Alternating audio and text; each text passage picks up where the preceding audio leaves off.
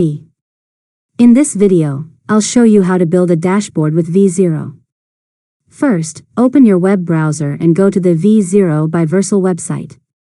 Sign into your account, or create a new account if you don't already have one.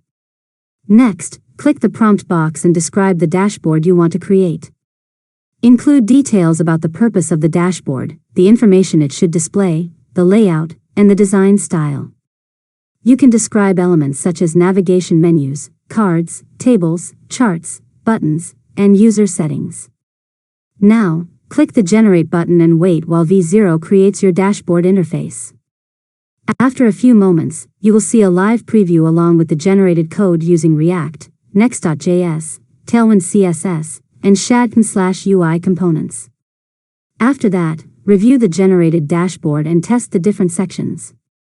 If you want to make changes, continue the conversation with V0 and ask it to add new features, improve the layout, update colors, or modify specific components.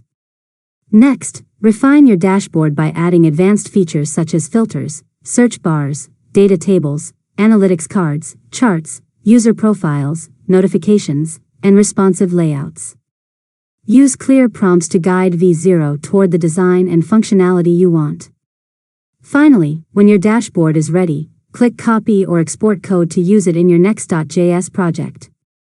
Install any required dependencies, add the generated components, and run your application to test the final result.